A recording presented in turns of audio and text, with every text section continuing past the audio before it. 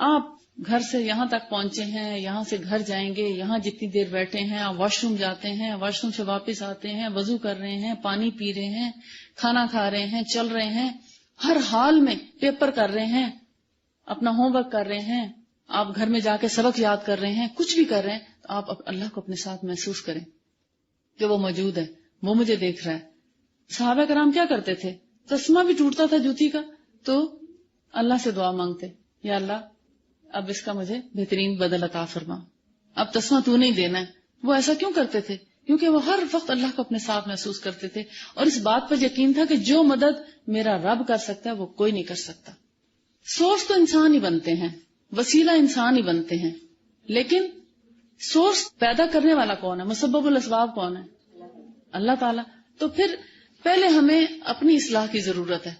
سنت کا علاج اپنانے کے لیے اپنی اصلاح چاہیے، اصل میں کہ ہم اپنے دل سے وہ گندگیاں دور کریں، وہ نجاستیں دور کریں، وہ شک دور کریں، وہ شک کی بیماری کا پہلے علاج کریں کہ جو ہمارے دلوں میں پیوست ہو گیا کہ ہم کہتے پتہ نہیں اس میں ہم ٹھیک بھی ہوں گے کہ نہیں.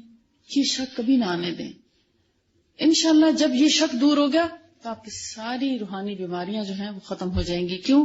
جب آپ ایک دفعہ بھی صبح کے وقت، آپ ہر روز صبح شام کی دعائیں مانگتے ہیں نا، مگر آپ نے اس سے پہلے اس ایمان اور یقین سے نہیں مانگی ہوں گی کہ ہاں واقعی یہ تو وہ رب ہے جو جنوں کو پیدا کرنے والا، انسانوں کو پیدا کرنے والا، ہم سب کو پالنے والا، مجھ سے اتنا قریب، اور میں اس پر ایمان رکھتی ہوں، میں اسی کے لیے پیدا ہوئی ہوں، اس کی اطاعت کے لیے پیدا ہوئی ہوں اور اس کو خوش کرنے کے لیے آئی ہوں، دنیا میں راضی کرنے کے لیے آئی ہوں، تاکہ جب میں مروں تو مجھے راضی ہو کر جنت میں بہترین اعلیٰ مقام عطا فرمائے. تو یہ میرا وہ رب ہے جو ہر وقت میرے ساتھ ہے.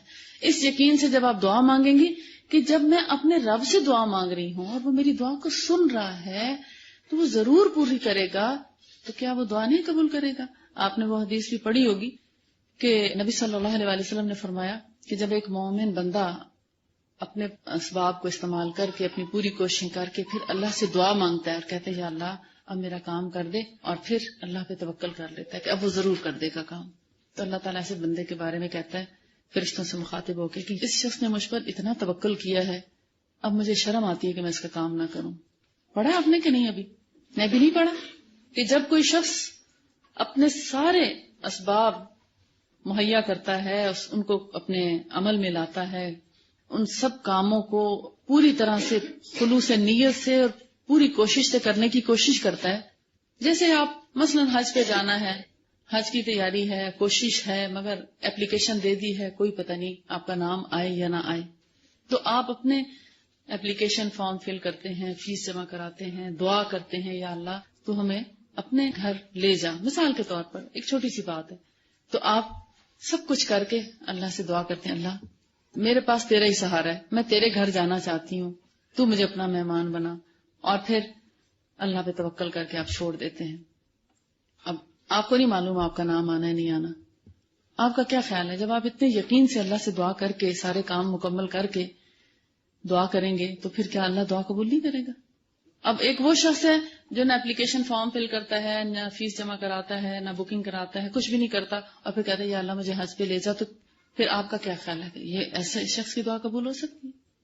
مطلب سارے باقی کام بھی تو کرنے چاہیے نا. ہاتھ پہ ہاتھ دھر کے ہم کہیں یا اللہ تو ہمیں روٹی کھلا دے، آج دوپہر کا کھانا میں نہیں بناتی، یا مجھے کھانا بھی کھلا دے، تو کیا ایسا ہو سکتا؟